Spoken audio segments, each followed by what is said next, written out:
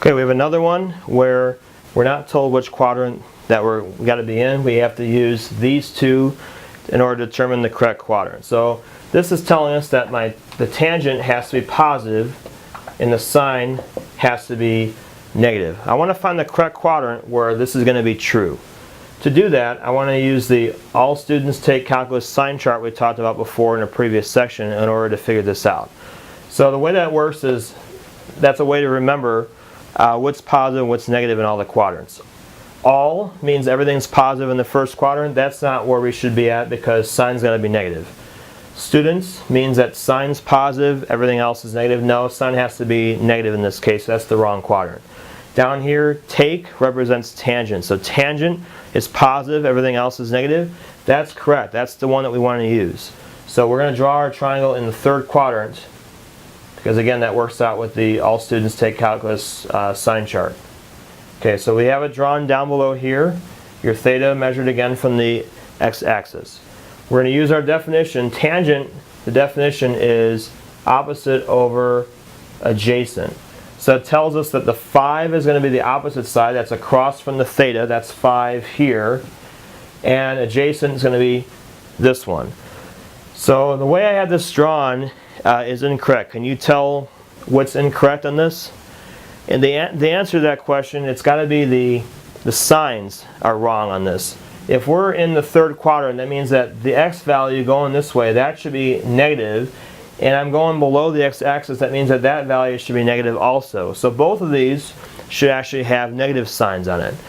Now when I take negative 5 divided by negative 1, opposite over adjacent, I still get 5 as my answer because the negatives would cancel. So this would still be the same value as what was originally given.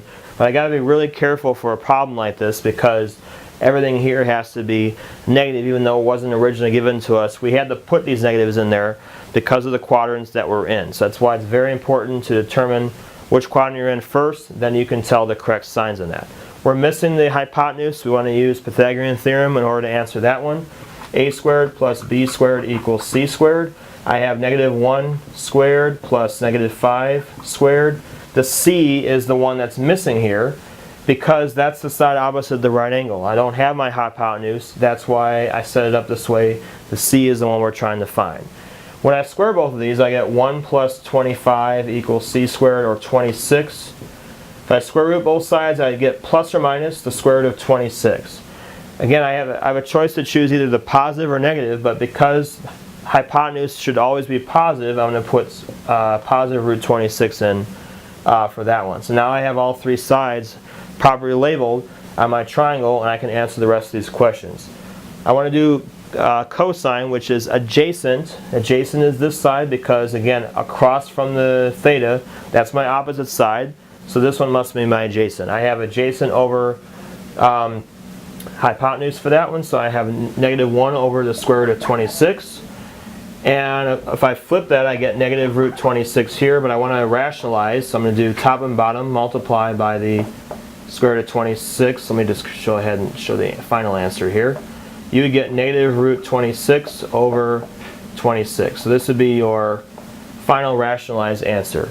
Next, we're going to do sine. Sine is the opposite over hypotenuse. That's negative 5 over square root of 26. So I have negative 5 over square root of 26 here. If I flip it, I get negative root 26 over 5. And then this answer, I just need to rationalize.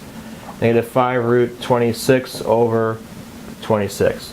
Finally, the last one is cotangent. Well, cotangent would just be the reciprocal of the original one that's given there. And so if I flip that, I get 1/5.